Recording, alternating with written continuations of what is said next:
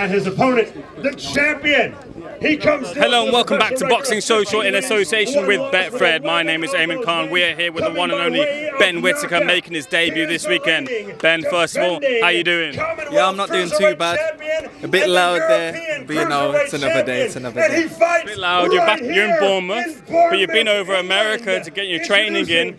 I noticed that you've had some crossings with some critters over there. How's that been? You know what, I'm not gonna lie, it was a horrible experience. It was like a bush tucker trial, you know what I mean? But at the end of the day, it was a good experience. It's held me in good stead, and it's part of my career. Thank you, Big Mo.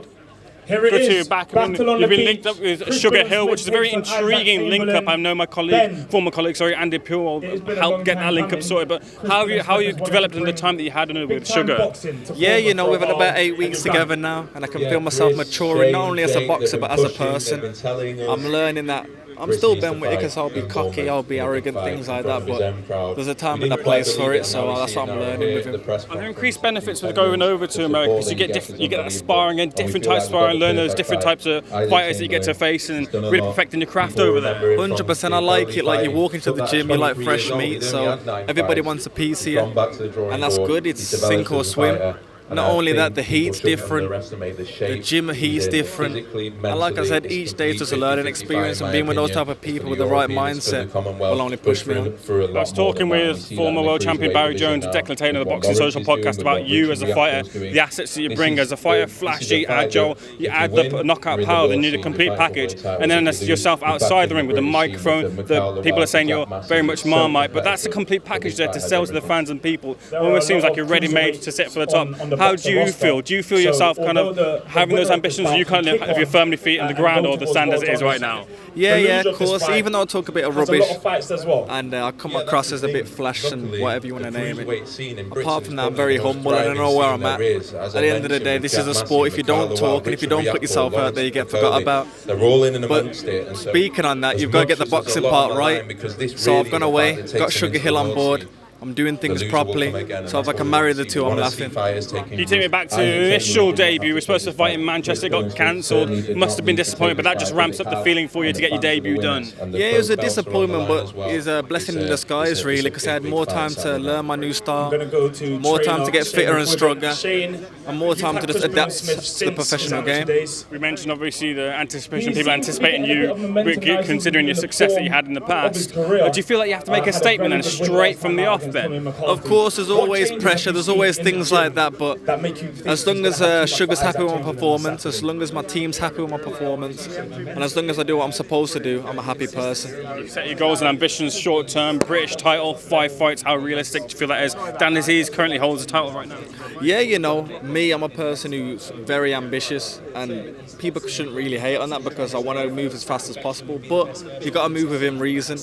And not only that, the British title in 5 fights would be good for me, but there's a lot of politics in this game. Will it happen because he's fighting somebody else? Do they want to push on for something else? Maybe I'm a bit too much of a risk right now, so if it happens, it happens. If it don't, I'll just focus on myself. I want to get a couple of thoughts from you before I let you go. A lot of talk about potential fight between Beterbiev and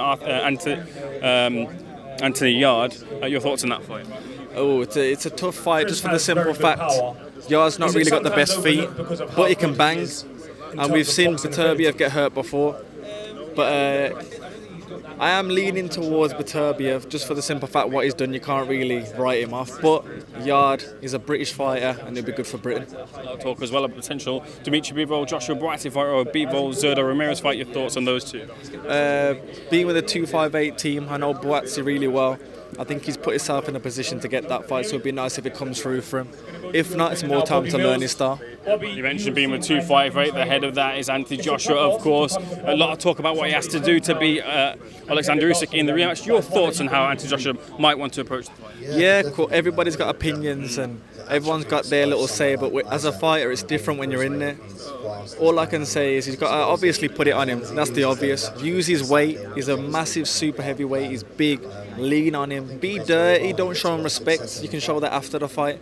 It'll be a tough ask, but I believe in him. I believe he can do it. A couple of final things. Rumours about Floyd Mayweather, Conor McGregor 2 rematch. Have you heard about that? No, there's always he say with Mayweather, but I'm sure if the money's there, he'll be there. and then the Commonwealth Games as well. People that you know very, very well are going to be performing out very soon.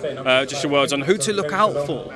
Yeah, man, a great team. I used to train with them when I was on the squad, and it's their time to shine now, man. I'm rooting for them all. But a special shout out to people like Haris Akbar, recent gold medalist in the Europeans, Kieran McDonald, Noah Farrell, and there's a couple of dark horses in there, so I'm rooting for the whole team. Also, my sparring partner Aaron Bowen at 81 kilo. You're from the Midlands, I'm from the West Midlands myself, Birmingham. In fact, are you going to be looking to put on big shows back in the Midlands? Of course, we've got a lot of talent in the Midlands, but we don't really get shown, do you know what I mean? So hopefully I can be that one of those shining lights and bring some good nights back to the city and the town. And I'll leave the final word with you for people tuning in to your debut Saturday night. What can they expect to see from you? I know I'm annoying, and his face is annoying too, but you're going to see a lot of it, so just get ready to keep seeing it. Man, a pleasure speaking to you. Thank you so much for speaking to Box Social. Good man. All the best.